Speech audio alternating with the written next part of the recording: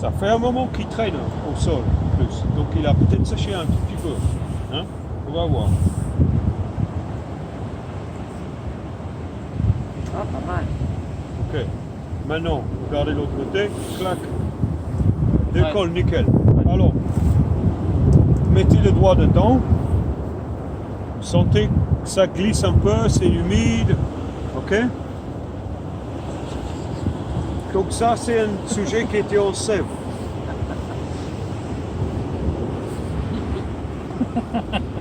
Vous êtes parti sur quoi là? C'est Bruno. Ouais, ben, c'est vous. Ouais. Alors, C'est Christou, il va souffler un truc. Non.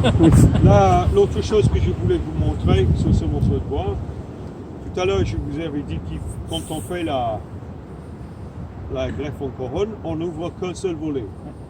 Ouais, un seul volet et toujours dans le même sens. Ok? Donc, mettons que c'était une greffe en couronne, vous pouvez glisser un truc là-dedans si c'était coupé. Hein? Ben alors, vous voulez que je le fasse? Ouais.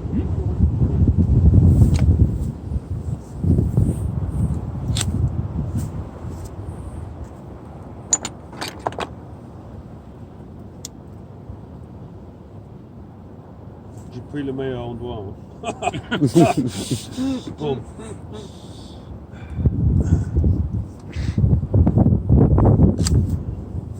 Ok. Mettons que c'était coupé comme ça. On ouvre le machin. On ouvre le volet d'un côté. Hein? Pourquoi? Parce que si on revient avec un deuxième ici, et que je le refais là, regarde. Tac. Ça va tous découper si tu veux dans le Si mauvais sens, j'ouvre. hein. Si j'ouvre mon volet côté gauche, tout va bien. Okay? Si j'ouvre mon côté droit avec lui, d'un coup, tu as tout le morceau qui se bat. Bah oui. Alors d'un coup, l'engorgement de la sève va se passer ici et pas là-haut. Donc, pour recommencer quoi. Okay? Une des bonnes raisons pourquoi, Tu ouvres toujours le même sens. voilà, toujours un côté. Bon.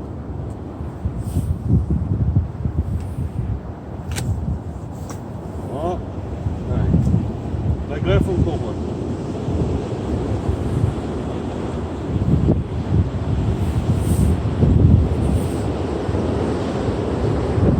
Si j'ai un morceau là, quelque chose qui ressemble à une greffe.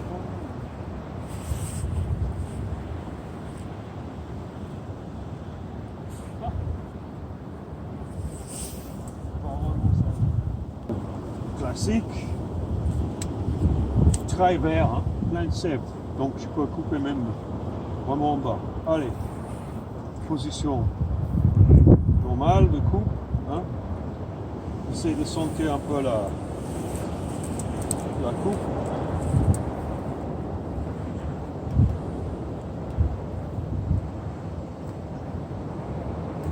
Ça plie beaucoup, j'ai du mal à la... Voilà, la coupe est assez biseautée. Voilà, ok.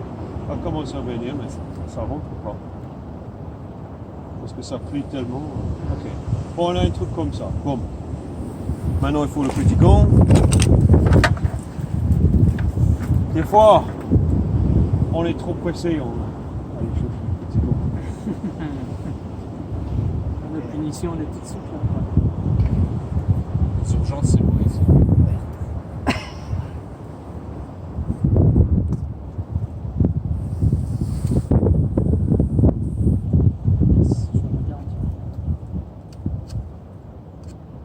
Ok, la petite marche. Nickel. Ok. Maintenant, si on a une forme qui est à peu près correcte, ça va rentrer dans une fente ici. Bon, je peux tenir ça. Je vais essayer de redresser la coupe parce qu'elle n'est pas droite. C'est mieux qu'elle soit droite. C'est pas la meilleure, mais bon, pas la plus beau. Ok. Mettons que ça c'est l'eau de mon arbre. Normalement j'aurais tout coupé, tout enlevé. Hein. Bon, allez, on fait l'entaille dedans. Et on ouvre le volet côté gauche. Voilà. Tu as vu comment ça ouvre? Bon, comme ça.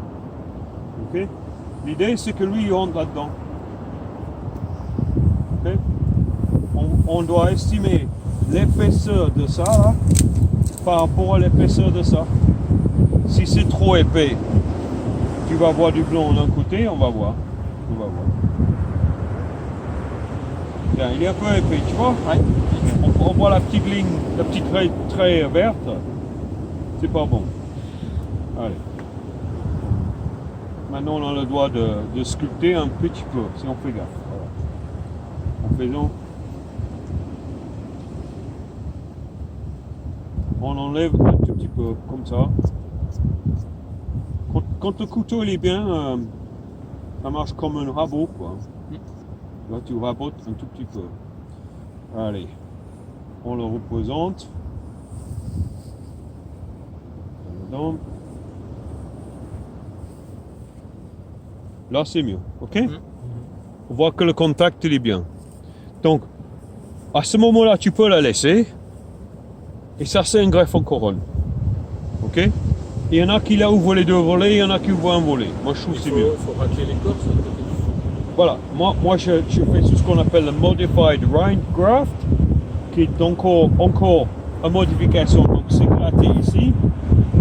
Le rind c'est le croûte du fromage. Et là, on enlève la croûte à peine sur le côté gauche. Et juste avant de le rentrer, je fais un petit coup sur le doigt là pour rafraîchir cette surface verte. Pour enlever le Parce que lui, il va être vraiment en contact là avec le reste. Et si ça s'ouvre pas, n'hésitez pas à prendre la spatule. Et voilà.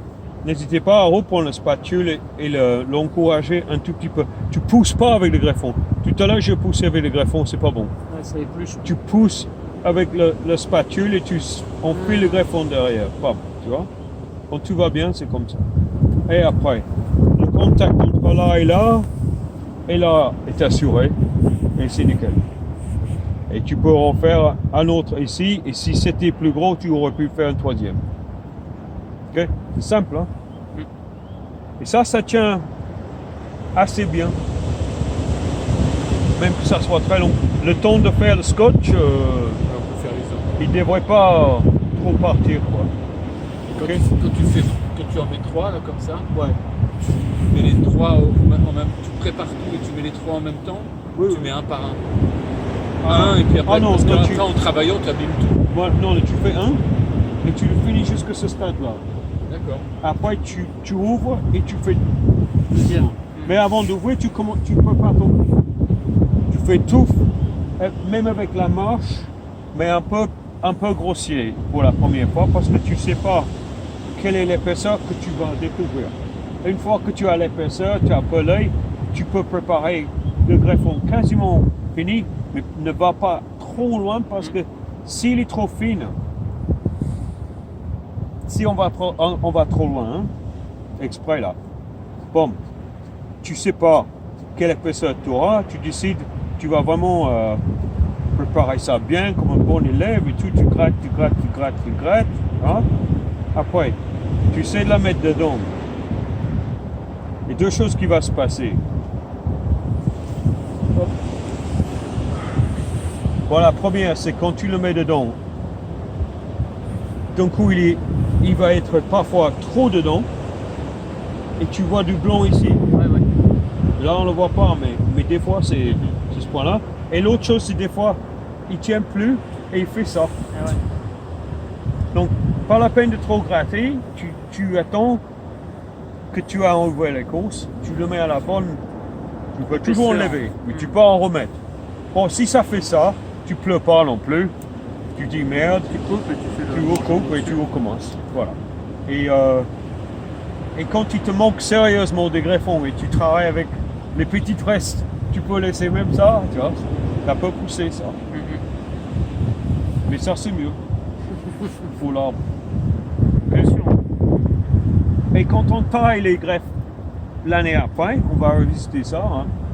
Quand on taille les greffes l'année après, on a donc plusieurs comme ça qui ont poussé. On n'a pas besoin de plusieurs pour la deuxième année. Pour la première année, on veut tirer beaucoup de sève, le mettre en confort là, tu vois, mais la deuxième année, ça roule, il a déjà 1,50 m, c'est pas la peine. Par contre, on en a trop et on doit choisir entre les deux. Très difficile.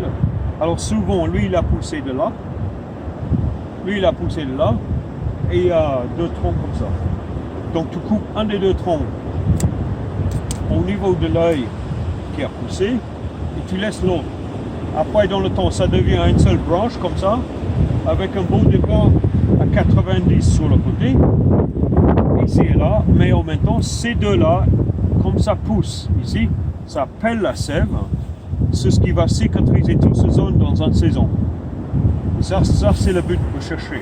C'est de ne pas de laisser ça ouvert pendant 2 ans. Moi j'ai vu des petits vieux en bas là, ils ont greffé des cerisiers gros comme ça. Ils ont mis 4 greffons, un peu d'argile, un chiffon, ça marchait, nickel. Bon, ça pousse.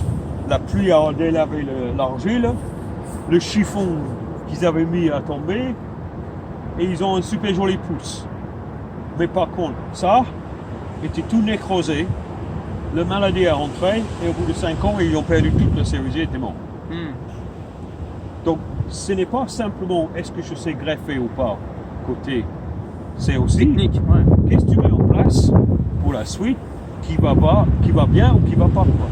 Donc, c'est tout ça là. C'est pour ça que j'insiste sur les principes. détails. Ouais, les principes, pas seulement la technique. Voilà. Et l'expérience. Ouais. Voilà. Donc, pour ici, c'est bon pour la greffe en fonte, mais pas pour la greffe Couronne. en couronne. Parce qu'on n'a pas assez de sève. La greffe en fonte, ça passera. Il y a beaucoup de pression. Le peu de sève qu'il y a, ça le fera. Ok? Donc, à vous de jouer. Et moi, je regarde.